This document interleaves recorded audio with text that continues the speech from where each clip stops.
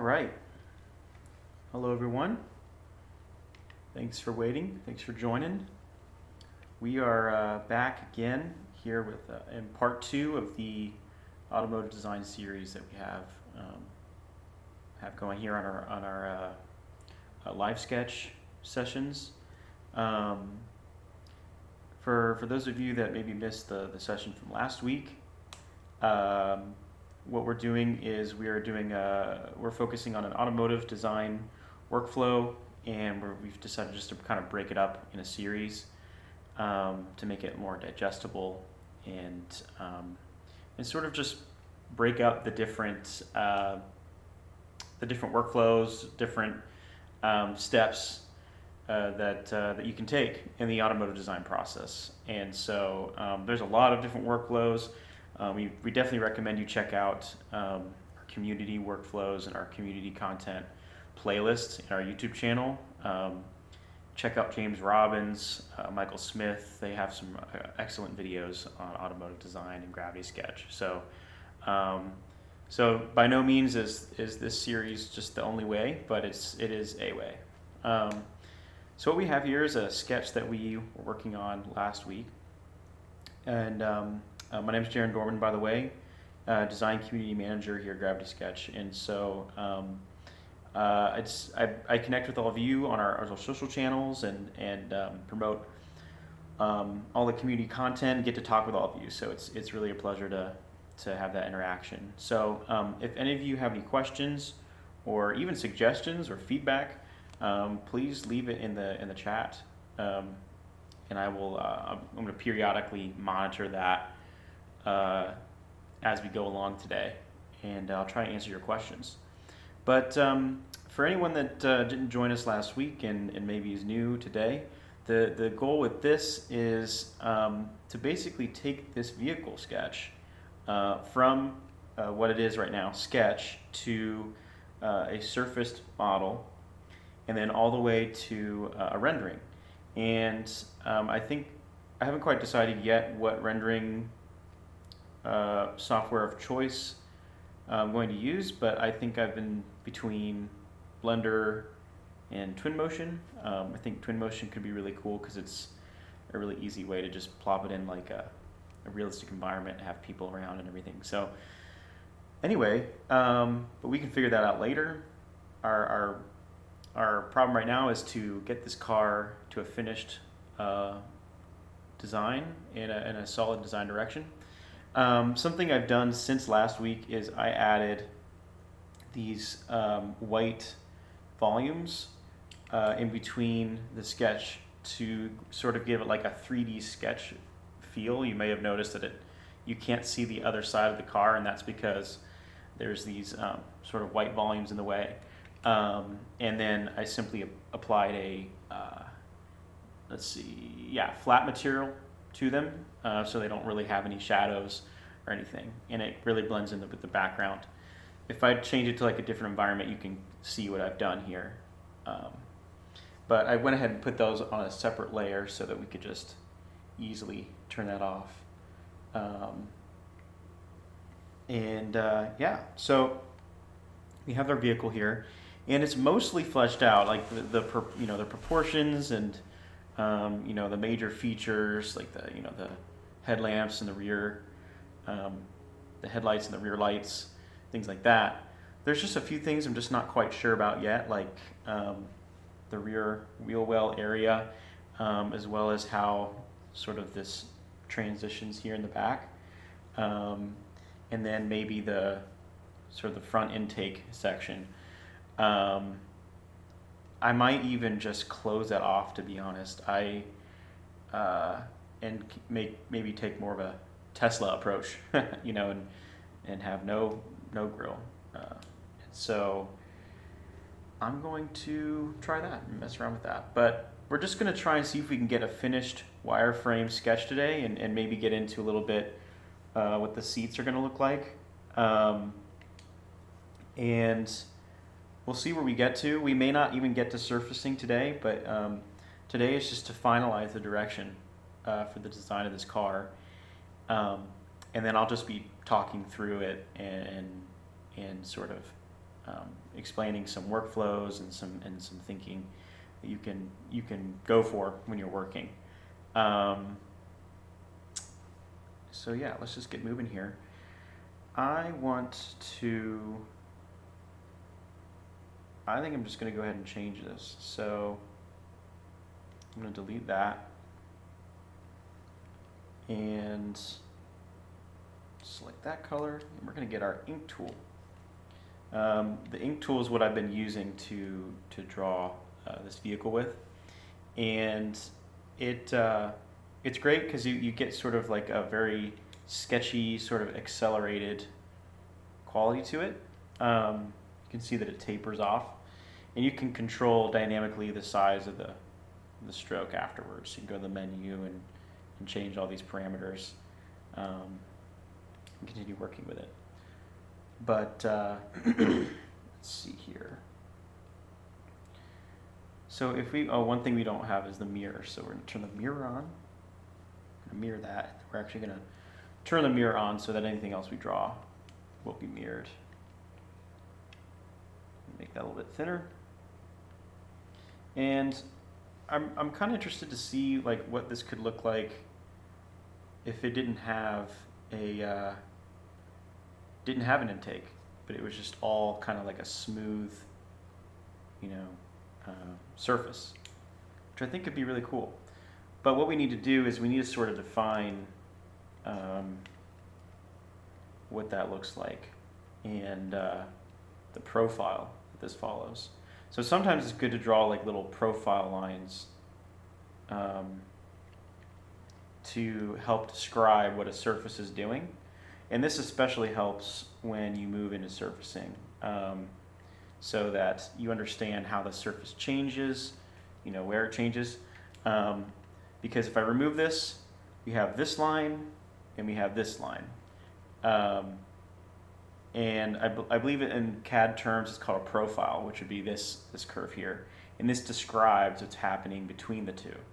So oftentimes, like when you're modeling, you have like two end curves that you want to build surfaces between, but the software doesn't know how to build the surface. It's just going to build a straight line between these two, which we could do that, which could be kind of cool, like some sort of soft crease here that goes like that, or maybe we really want to define a little more what that surface is doing. So in that case, like I mentioned before, we would draw a profile line to show what that surface is doing. So now we know, okay, it looks like it's doing something like this. And so we're just going to like fill it in. And maybe it flattens out towards the front. So if you see what I mean here, it's a way to describe it. So useful to do that. And I honestly don't know. Maybe not sure if I want it to taper in like that. We could build that out and we can change it later. So if we build the surface and we find that we don't like it, we can always change it. So it could be cool to have like a small opening. I'm not really sure. And that's the fun thing, is we can just try these things and see what they look like, see how it works out. Thin these out a little bit. Another thing I like about the ink tool is it emphasizes and de-emphasizes certain areas. So the ink tool is great because not only does it taper, well, actually you can do this with the stroke tool as well, but this whole concept of emphasizing and de-emphasizing certain lines in certain areas, in sort of traditional sketching, it's called line weight, and basically line weight is what you want to stay aware of if you want to emphasize certain areas of the car. So like, for example, the line weight of this sort of shoulder here is a little thicker. That's because it's like a very prominent part of the vehicle. Whereas we have this part line here, this detail here, we don't want to call much attention to that because it's like a secondary or tertiary detail. We could make this line more bold and emphasize that area. And then usually, like in sketches, like car sketches, you can have like the base of the car really thick, like that base line, and that is like basically solidifying that as the bottom of the car. It really sits it down on the ground. And so that's what I mean when I talk about line weight and things like that. But my approach in this vehicle is a little more subtle, so just kind of trying to stick to thinner lines because these will be used to build surfaces in between after we're done. So I want to keep them all kind of relatively the same thickness so that it's really easy and it's not getting in the way, and I can see what the surface is doing. So yeah, so we got some interesting things going on here. Not sure how I feel about that, but just kind of, it's just fun to play around with. So you can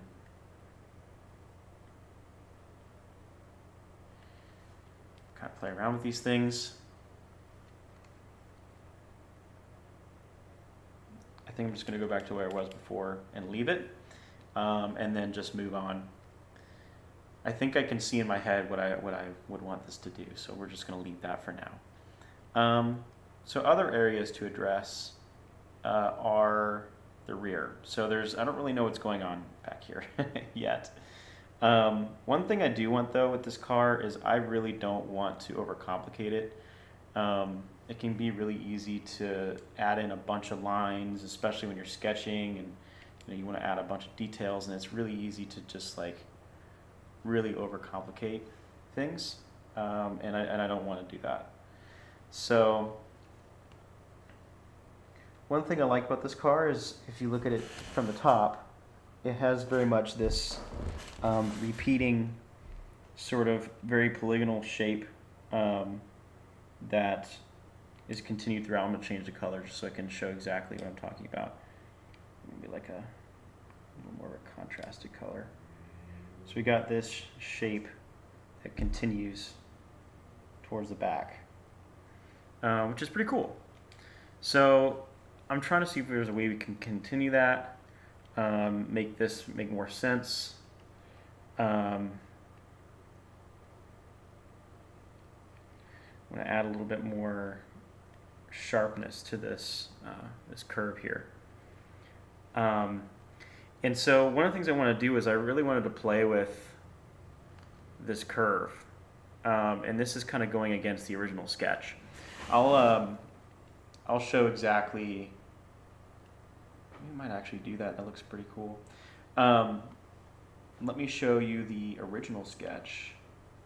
I'll just go to our layers, and I think if I turn on this one, yeah. So this is like the original doodle, and I did this like several years ago, and it was just a fun little side view sketch. And so this line here, you know, in my mind, when I look at it, it transitions the way it did before, like that. But when I look at it in 3D, I don't know if I love it as much. And I think, I don't know, I just not really loving it as much as I did from the side view, which is frustrating, but it's also nice. You can see how these things work out. That's the great thing about, you know, kind of sketching in VR is you can, you know, you can see what, you know, what actually makes sense. So I'm kind of liking that, to be honest. And if we were to take this, kind of make a bit of a part line, maybe.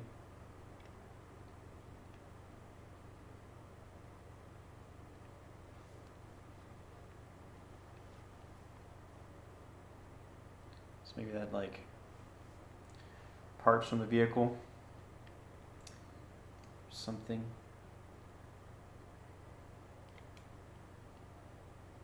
And then we'd have to figure out what goes on underneath here. So this is kind of another tricky area that I hadn't really solved, where, you know, basically what is going on here. So we obviously, one of the things is we have an intake. You might need to have intakes, but maybe they're more kind of slitted.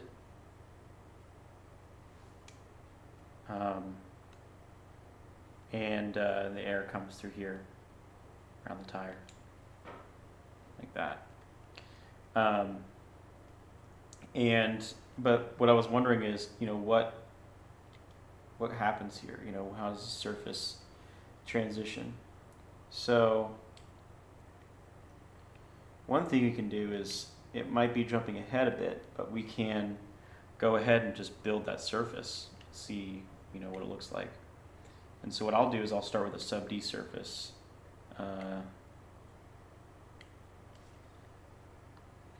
And let's see, start with like the low poly version. And I'll change it to like a little neutral color so we can see it real easy. Go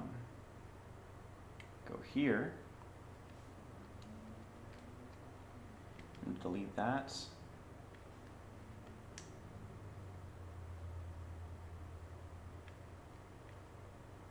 And then we're going to extrude another.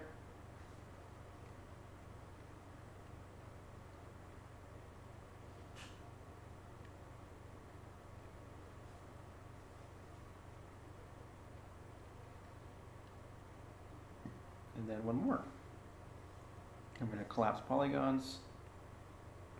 We're just going to see what this looks like. So if we smooth this out, and maybe give it a lighter color.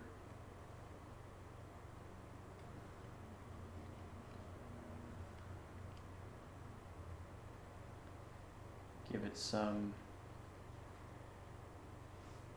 good edges.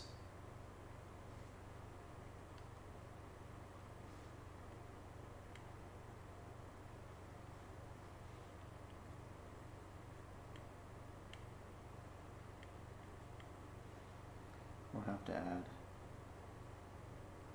another there.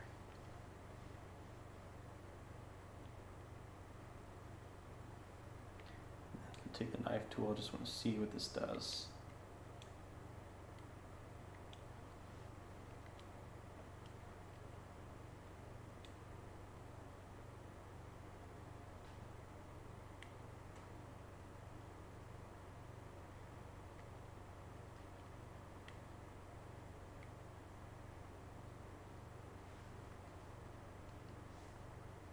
See, it does a weird thing there because it kind of does a weird twisting in the surfacing. So it's not going to work the way we sketched it. We can see. And so what we'll need to do is to adjust either the design, either the sketch, or massage the surface, whatever we feel is best. And so what's going to work is if this just goes straight back. And so this surface change might have to begin somewhere here, actually, and then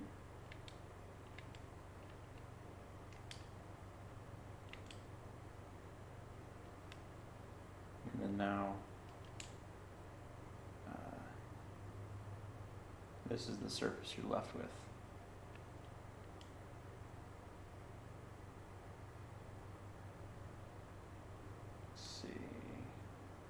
There we go. Just trying to find it. So our subdivisions here, and then here. And so this is a much more simpler version, and this is probably the way it should go. And what we can continue to do is we could build another surface.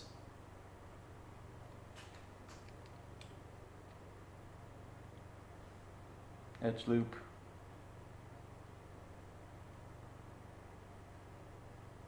I'm going to delete that one actually. And then you can give it some thickness. And just see what it's going to look like. Shrink that down.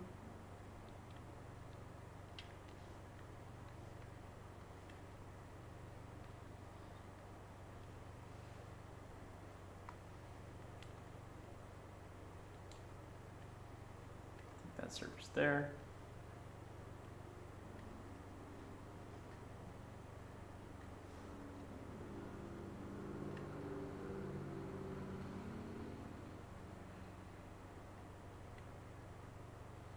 And then continue then onward.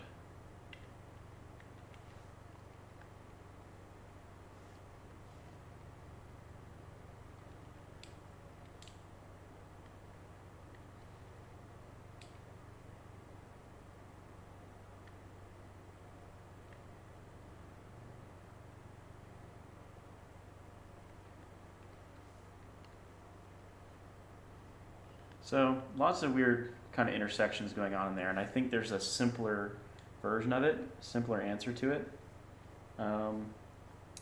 but I'm just not sure yet. These are the things that are, I wouldn't want to work it out any other way than in VR, because it's just a lot. But let's see here.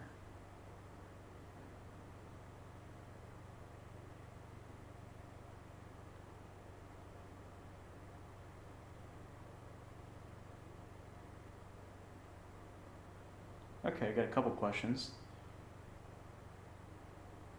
Let's see. I'm confused by the mirror. Are the mirrored items always dependent on their parent?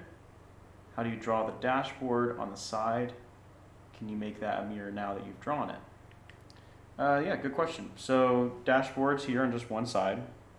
If I wanted to mirror this stroke, this is one stroke. So if I just wanted to mirror the stroke, I'll go into edit mode and I'll just turn on mirrored. And right now it's like an active mirror, so if I move it, it will be mirrored, or its position will be mirrored.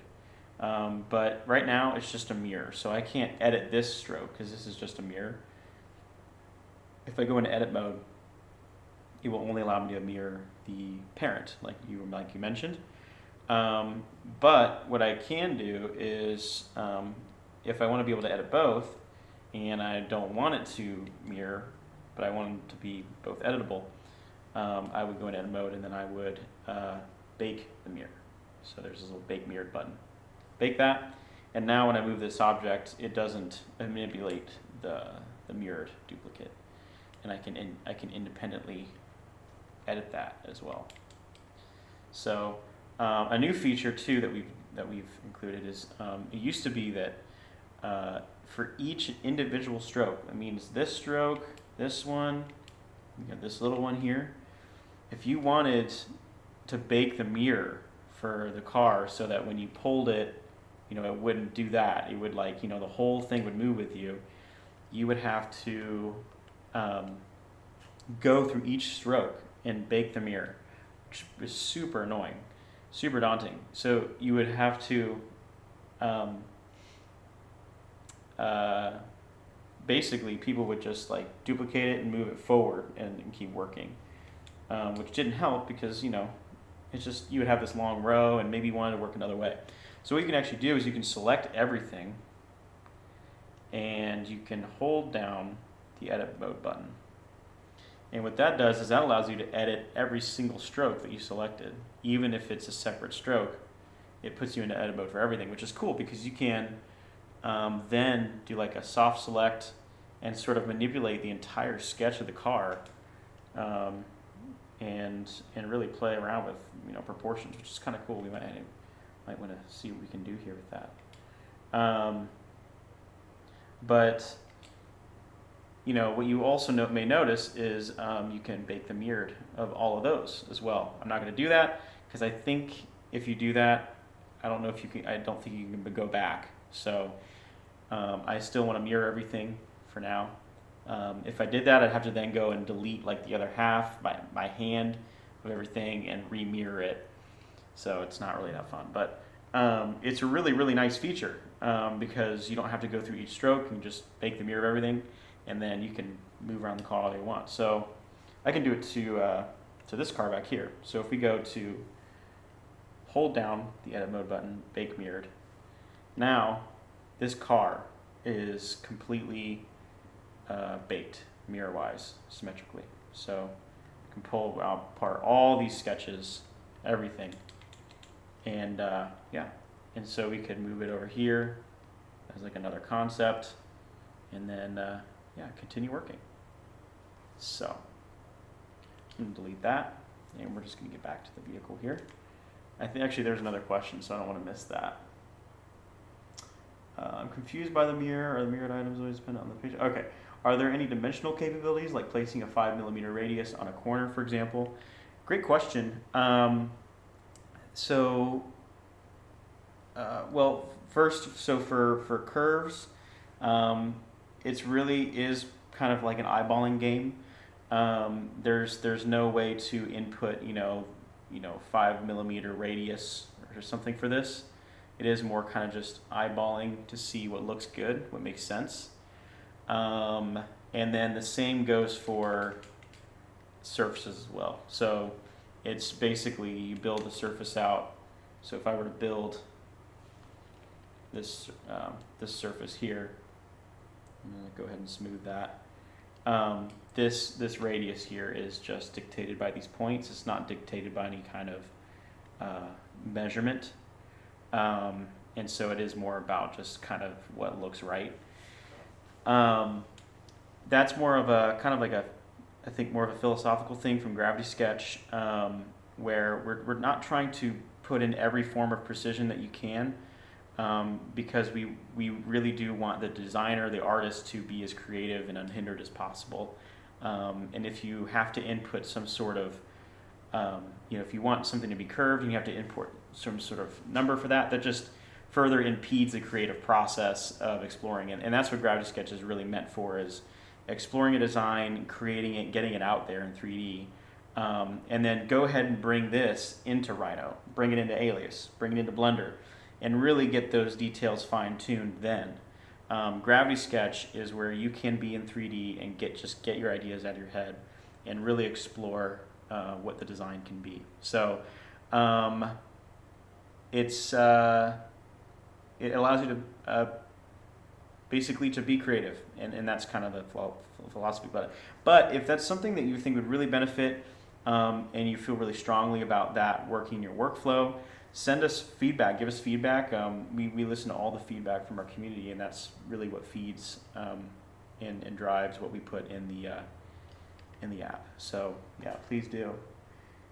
We got something from Min here. We got, it would be awesome if mirror was just a special layer. Anything you drop in that layer will be mirrored automatically and intersected. Would really speed up the process. That's a really interesting idea, having mirror as a special layer.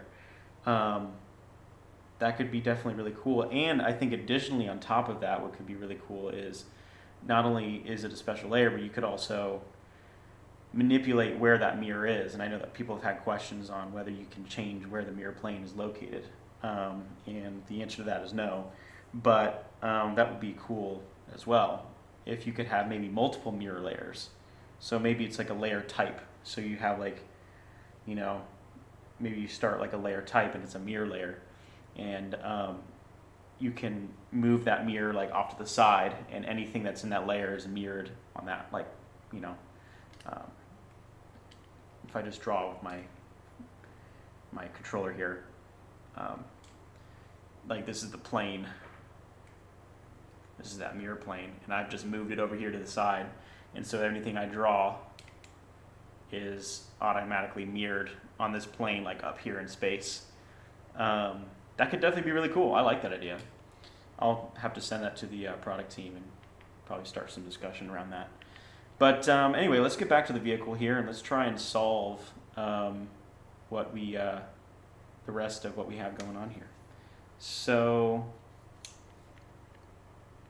there's a lot of directions we can take this, and that's kind of like the beauty and also kind of hard thing about working in VR as well is not only do you understand your design completely, but you also see like, oh, I could like also do this. I could also take it this direction, and you kind of need to zero in more on what's actually needed and what is actually going to make sense for the project that you're doing. And the best way to do that is just really strong reference. Will help you just make sure that you're staying on brand or on the design direction, on a clear design direction. So I'm just kind of playing around with some different things here. So we can kind of like this part line.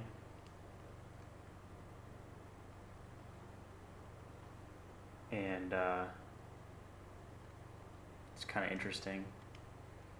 Basically, kind of have like this little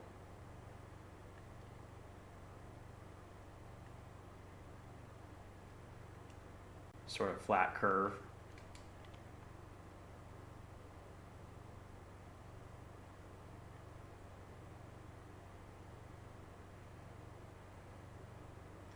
And maybe this is like a little bit too forward.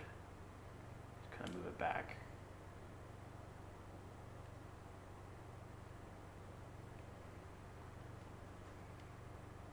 Move it up a little bit.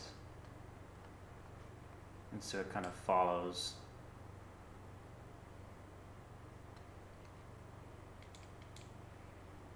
this crease here, which could definitely be pretty cool.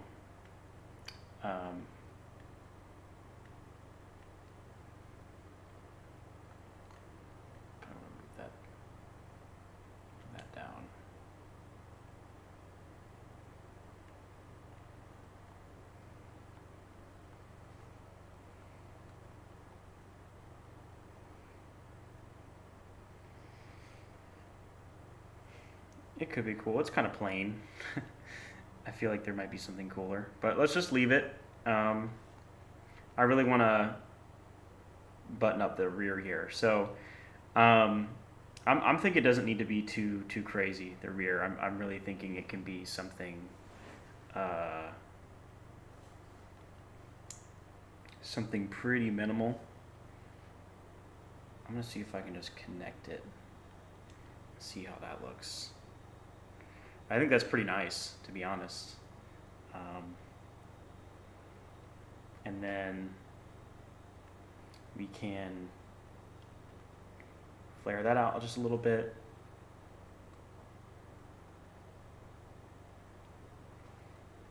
There's something kind of cool about like having this like really open back up here.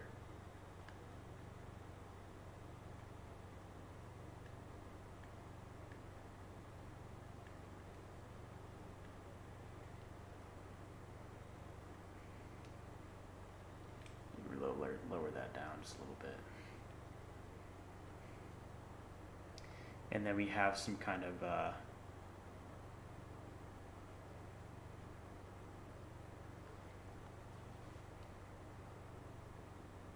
you can see like the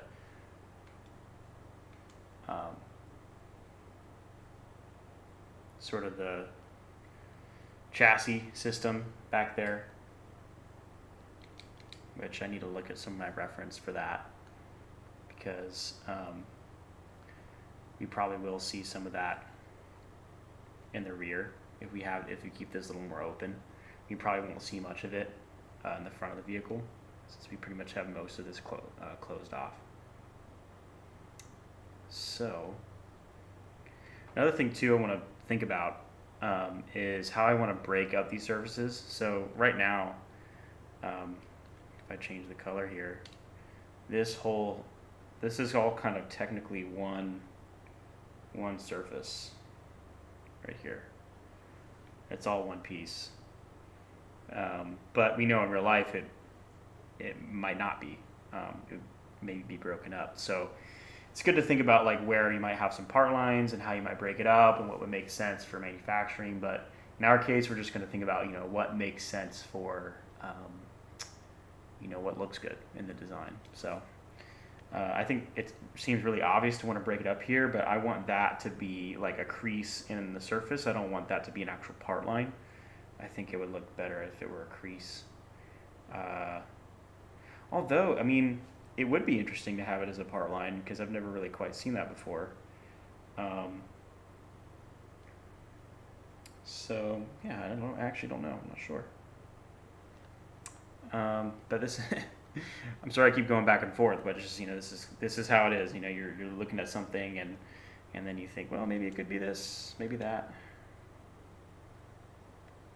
And this is live, so it's just kind of it's not super polished pre-recorded content, and so you're definitely getting the real thought process here.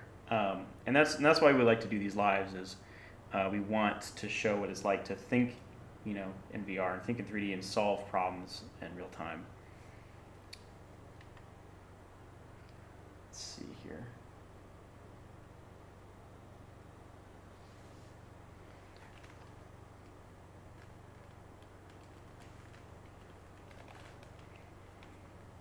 Got a few more questions. Let me see if I can answer a couple of your questions that you've got here. I know we haven't changed much of the design yet, but I really want this to be cool. Like I want this vehicle to be, pretty well balanced and well understood all around before we really get into the surfacing, because I know what's going to happen. As soon as we get into the surfacing, we probably want to change something. It's inevitable, but I want it to be as close as possible before we even get to that point. And that's really why I'm spending so much time in the wireframe.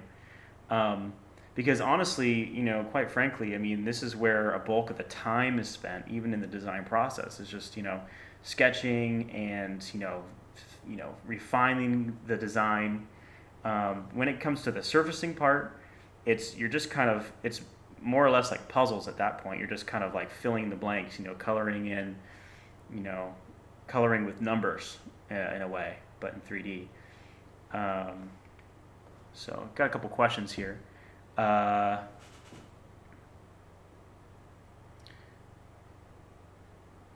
no questions. Okay, just some statements.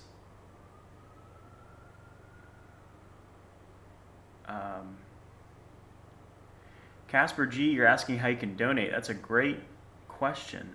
Don't think I've ever discussed that with anyone in the team here, is how people can possibly donate. That's a great question. Why don't you, if you're really serious about that and you actually do want to donate,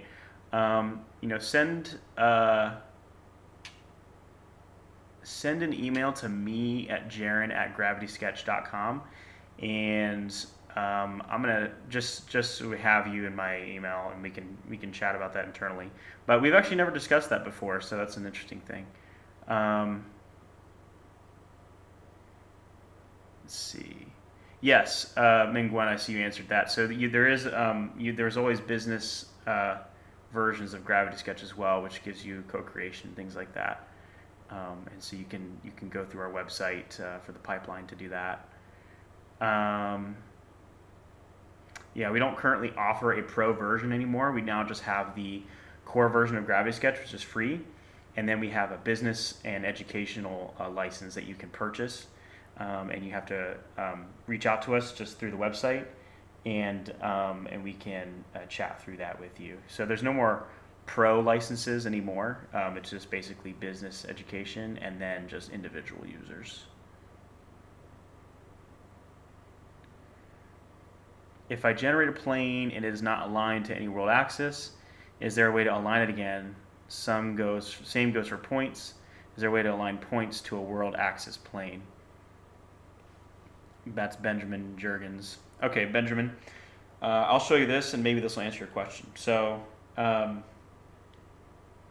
me do something that requires a plane. So if I go to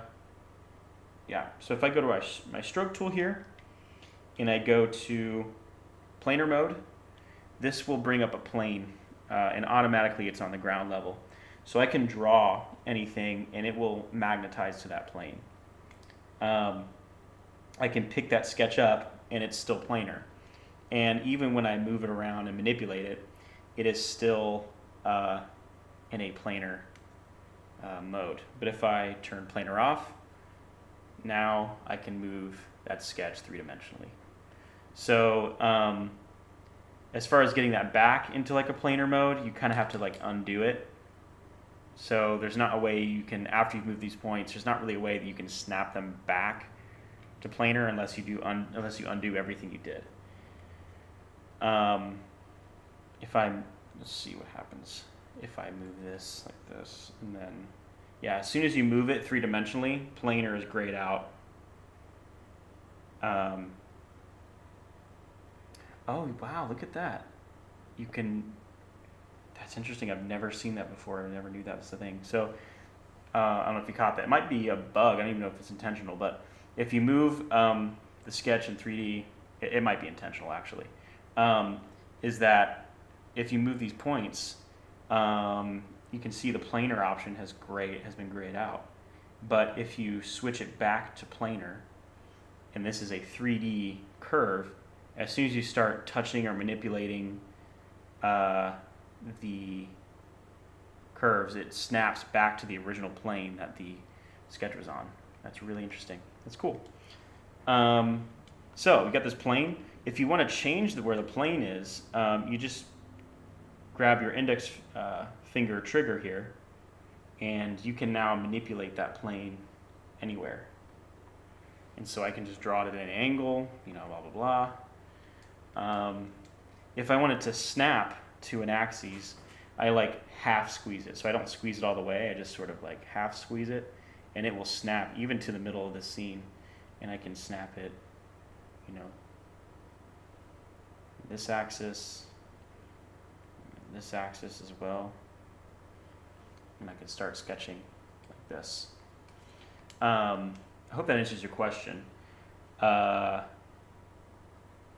I can free move it too. So if I squeeze it full, I can just free move the axes there. So I'm just going to go ahead and turn that back off. But I think that should answer your question. There's a way to align all the vertices in a loop to an axis, flatten the selected verts. To align all the verts in a loop to an axis, flatten the selected verts. Great question. I think I know what you're talking about, actually. So this is something that you can actually do like in poly modeling programs, I believe. And if we sub D mode, and you know, I have like this really janky wheel well here that I've done here. Just kind of subdivide that. So maybe I've got these all, you know, kind of in a nice arc, but you know, now they're all kind of like, say they're like this. They're kind of, and what I want is I want all these points like this edge here, that material. I have this on the flat material, so no wonder I can't see it. I want these edges, see, it's like really janky. I want them to be flattened on this plane and to be perfectly aligned to this.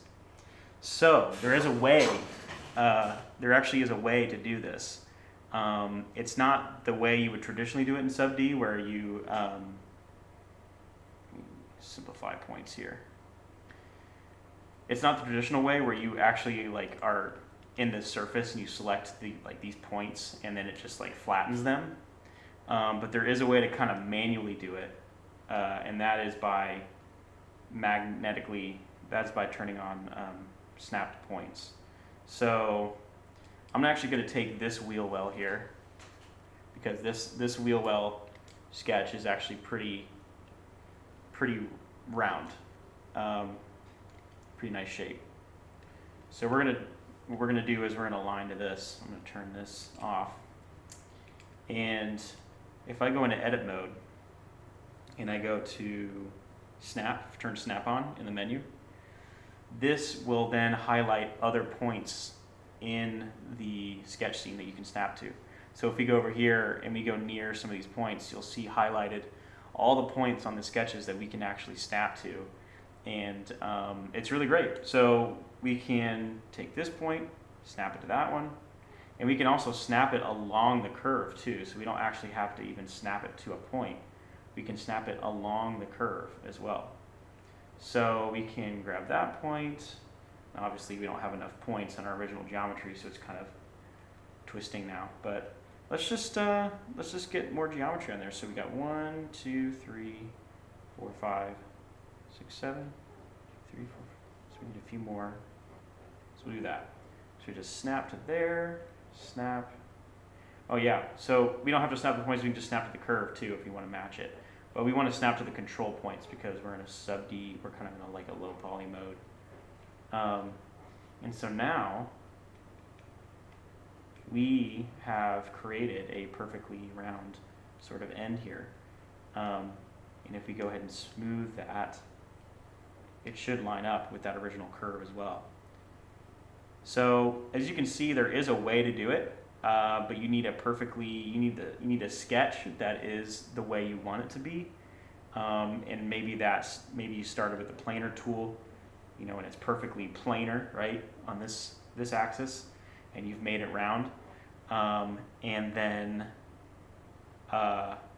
if you want something that's perfectly round and you want it sub D, so I'm sorry, we're really getting into the weeds here, but this is good. I think this is good to cover. So if we maybe choose a different color, basic material, we go to sub D mode. This is a cool thing to cover. I think we covered this in another live.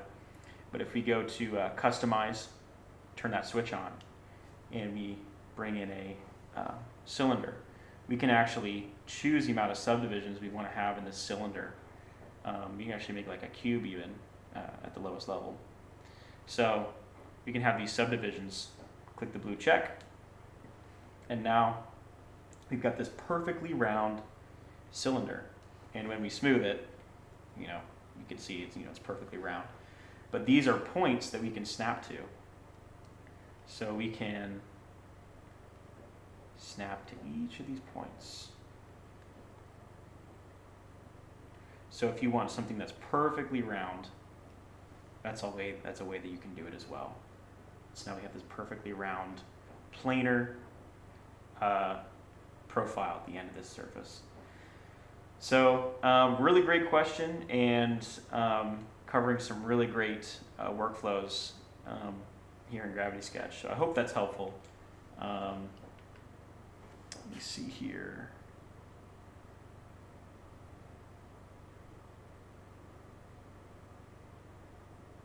Cool. So let's just keep moving this vehicle here. So this is the automotive design series. So I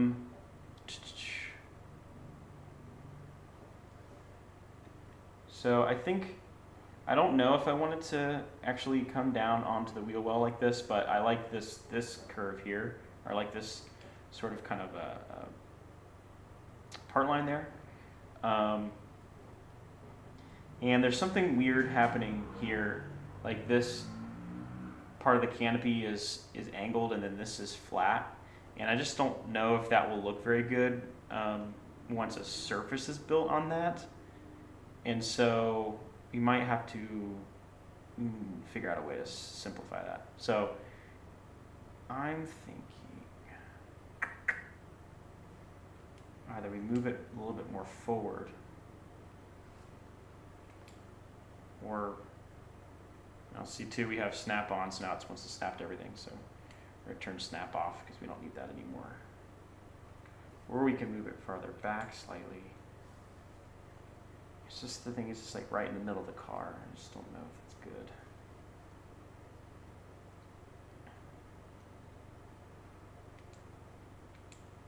I'm just going to delete that. Let's get rid of it. I'm being bold. And we're just going to follow that.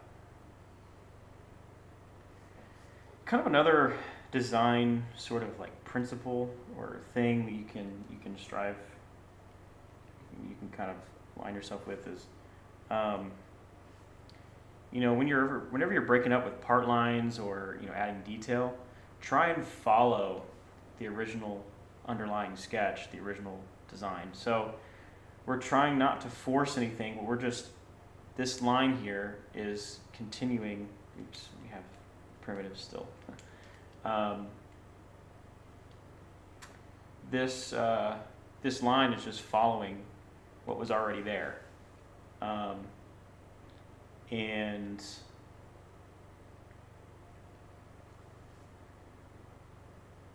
so now that's going to be like a part line,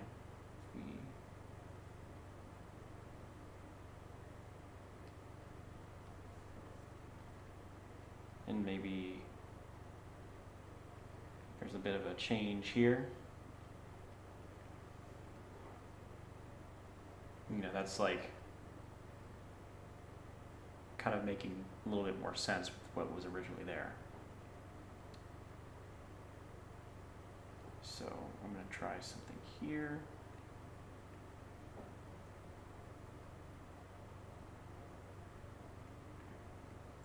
I think we should just make this thing like angular everywhere. I don't know why I'm trying to get these like rounded surfaces.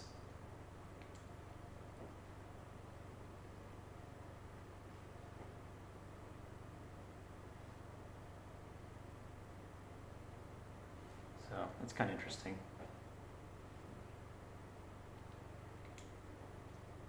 Flatten that out.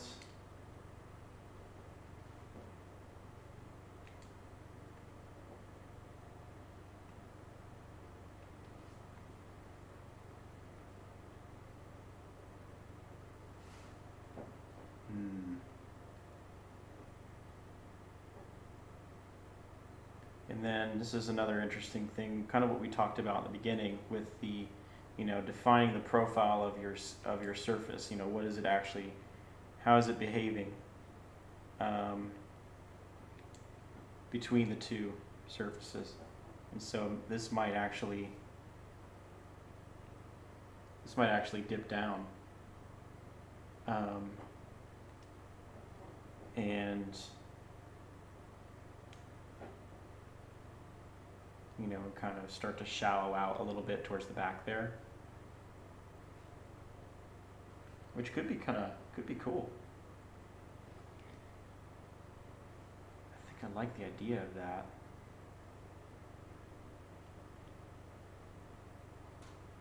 Just don't want it to look weird, but you gotta try stuff.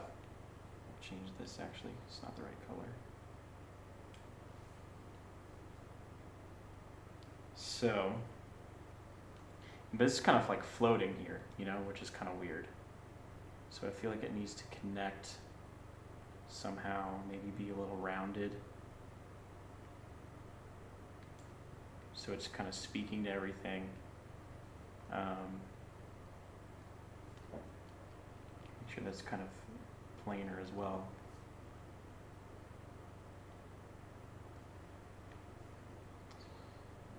There's a lot of ways it can go. Add some more points here, see if we can do something.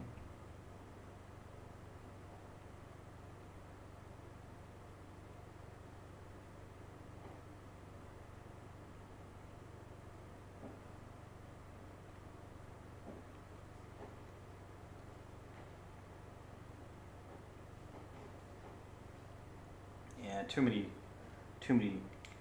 changes in the curve there.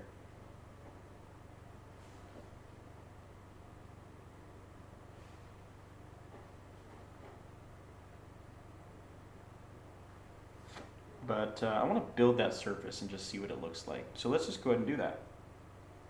I'm going to do just like we did with the side. We're just going to do a little test surface. I'm going to make like kind of a neutral color and change this to like something a little more neutral. And we're just going to build it out. So we're not going to be too complicated with it. We're just going to, as very basic form, what is it doing? So let's that, and then we're going to extrude it. Oh yeah, see, that's another weird thing, is it has to transition. But we'll work with it. So we got that.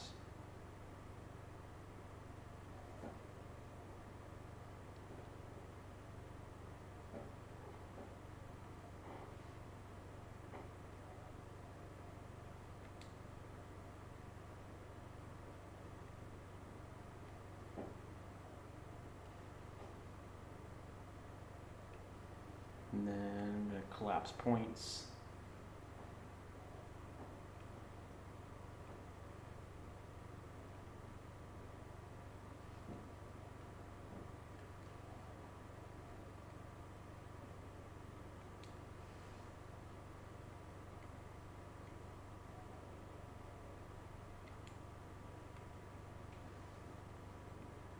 I'm going to loop cut.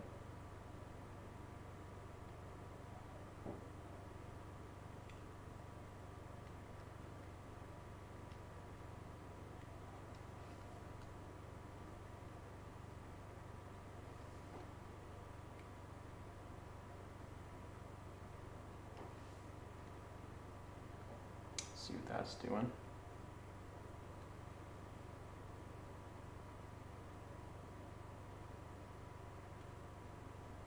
Some creasing here.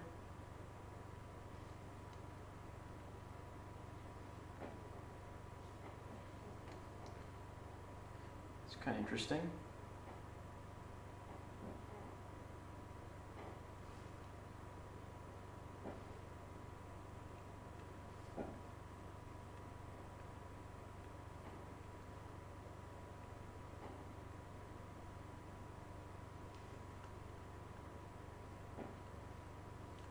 Can't really see what's going on. I need to make it a little bit darker, I think. Or we can make it reflective.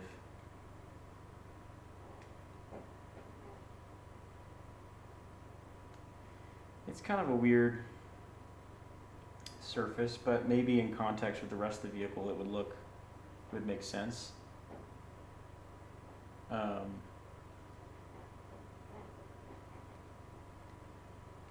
Kind of move these surfaces over.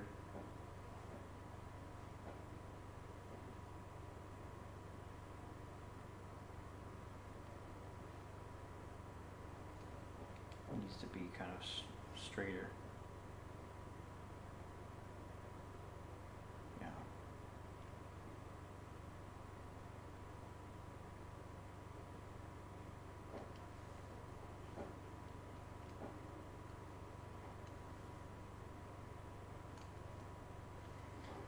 Yeah. I guess it would be cool maybe. And then we could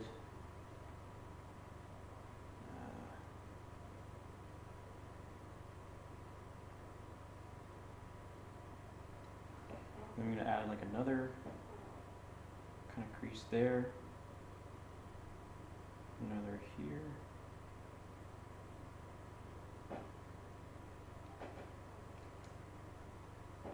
Just exploring, see what we can do with this.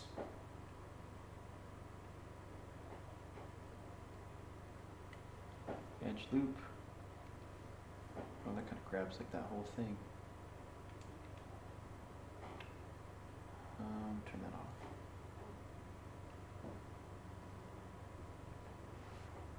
Kind of need to manually connect it.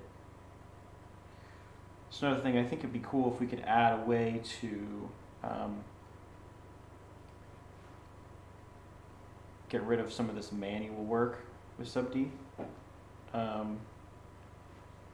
Sort of the beauty of Gravity Sketch sub-D is that, you know, it's very hands-on, and you can kind of control everything with your hands, but when it comes to more specific tools for manipulating the sub-D surfacing, it can be a little bit it can sometimes be a little bit what's the word I'm thinking of, tedious. So let's see here. And then there's just like finish the surface.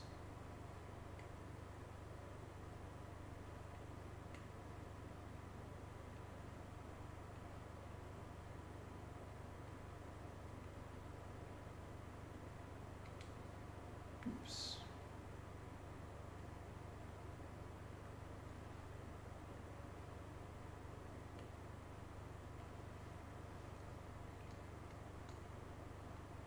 Something like that. You kind of hide the sketch a little bit.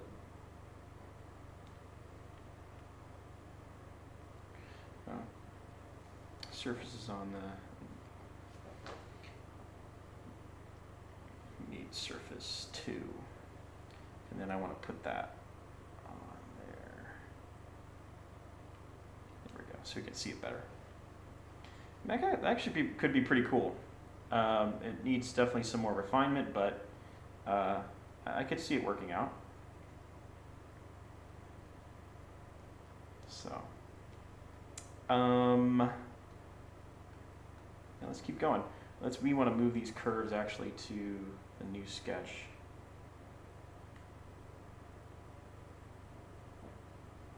New sketch.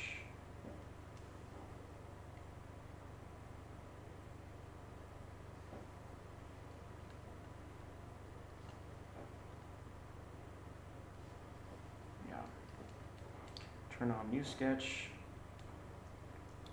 turn off surface 2, keep working. I do like these vertically kind of oriented lights. They're basically the same lights that we used for the front. We just duplicated them and then sort of changed the shape slightly, but I think they could come out. Whoa, I didn't mean to duplicate it, but that's kind of interesting. Nah, I like the single sort of assembly there. I was playing around with them being like all the way the full width of the vehicle, but I just thought it looked a little bit ridiculous. I just don't think that's necessary. They could be a lot further in too, like that, which I don't know if I really like that either. So somewhere in between. Kind of like there, to be honest, would be nice. There's something kind of cool going on here with how, sorry for my noisy chair. There's something pretty cool going on between like all of these surfaces, how they kind of converge like this. I'm just trying to figure out how to solve it and make it all make sense in 3D. Just how these all kind of come together here in a very geometric polygonal way, but they need to speak to each other in a way that makes sense. But I think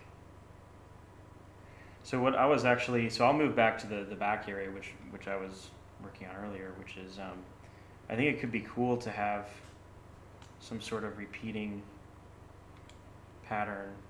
I don't remember what this is called, but it's like it has something to do with directing airflow underneath the car and to the back.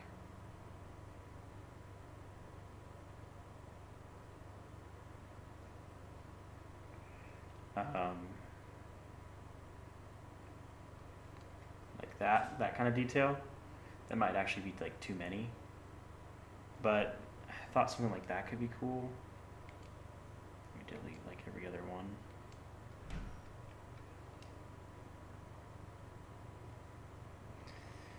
So I'm not sure.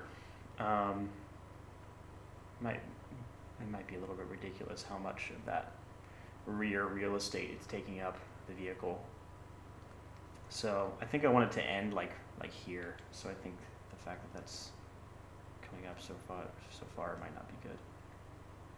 Bring that down. What am I doing? I can just select all this and group edit it. Bring that down. goes down, and then, you know, somehow it like stops there. Which is kind of cool. I like that. Yeah, I just don't know. Don't know yet. So there's still some areas that I haven't figured out quite yet, but I think we're getting there. As we try things, I think it's starting to slowly come together and make sense. I'm hoping I'm not boring some of you, but I really, you know, just trying to be honest about the design process and the discovery process here. Let's tighten this up because I think this opening would be not that close. Let's check on time too because I don't want to go too long. Oh, we're already past an hour. Okay. Well, I think we might just wrap this up for today then, because we're trying not to go too long with these series videos. So as a recap, what we did today is we explored a little more of the wireframe. I'm going to see if I can work on this a little bit in between the next week's live, so that when we come back, we can have a little bit more of a solid direction. But as a recap, we changed the front design of this vehicle, and we refined a little bit more what's going to be going on over top of the wheels and some of the rear. We also defined a little bit more where the lights will be laid out on the vehicle, as well as a little bit of what's going to be going on during the side. We might have to change all of this. We might just remove this and do something just way more basic, because I think like this curve is like following the original sketch, but I think it's creating just some weird, complicated surfaces that just are not necessary. So we might just make that a lot simpler. But the point of this video is to really explore the design of the car in a wireframe sketch, and then after this, once we have that solid, we're going to move into surfacing and start building all of that out. And in those series videos, that'll be probably multiple videos. We'll really get into sub D and best practices for sub D and all of that, and how to build this car out.